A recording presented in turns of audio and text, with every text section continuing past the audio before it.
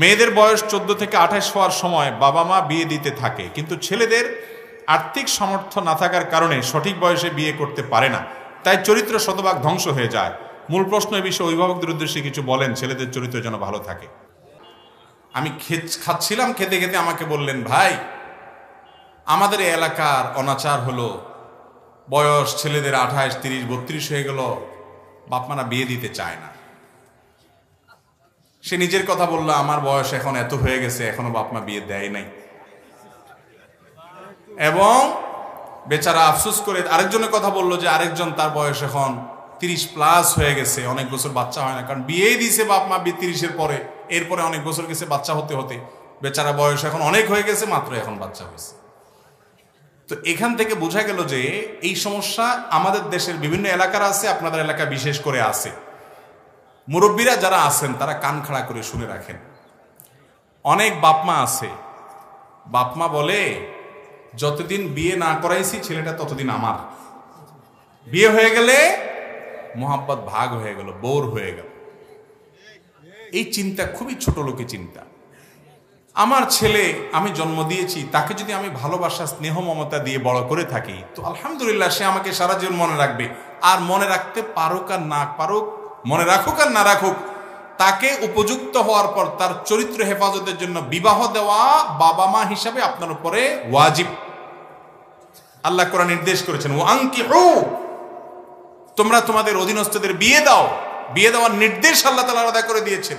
এবং নবী করিম সাল্লাল্লাহু আলাইহি ওয়াসাল্লাম বলেছেন, তোমাদের ছেলে মেয়েরা বিয়ের উপযুক্ত হলে যদি সময় মতো উপযুক্ত পাত্র পাওয়ার দেরি করবো না, খুঁজে পেলেই তাদেরকে দ্রুত বিয়ে দাও। যদি দেরি করো তাহলে ফিতনা ফাসাদ হবে, নানা রকম ব্যভিচারে তারা জড়িয়ে পড়বে।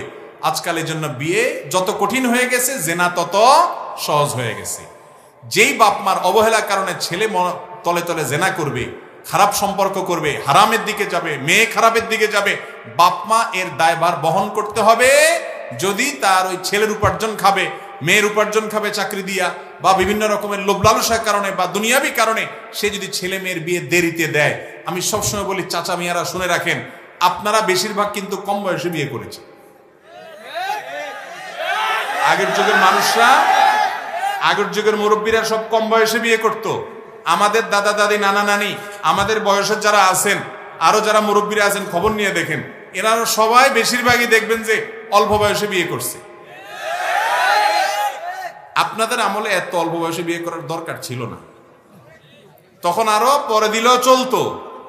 এখন যে ফিতনার সয়লাব, চাচা আপনি জানেন না যে ফিতনার মধ্যে আপনার ছেলে হাবুডুবু খাচ্ছে, যে ফিতনার মধ্যে আপনার মেয়ে হাবুডুবু খাচ্ছে, এদেরকে বাঁচানোর জন্য বিয়ের কোনো বিকল্প নাই। অতএব তাদেরকে বিয়ে দিতে আগ্রহী হন, অগ্রসর হন। বিয়ে দিলে লাভ হবে, লস হবে না ইনশাআল্লাহ।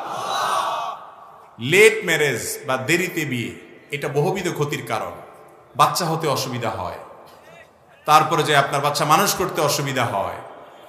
আর মুরব্বীরা আপনাদের সাথে সবটুকু দিয়ে, ভর্তুকি দিয়ে হলেও ছেলের বিয়ে করান। দেরি করিয়েন না বাবারা, সিরিয়াস কথা। জেনার গুনাহ ভয়াবহ গুনাহ, আপনি জানেনও না আপনার ছেলে কত দিকে জড়িয়ে যাচ্ছে, কত গুনাহে জড়িয়ে যাচ্ছে। আল্লাহ আমাদের মুরব্বীদের বুঝার তৌফিক দান করুন।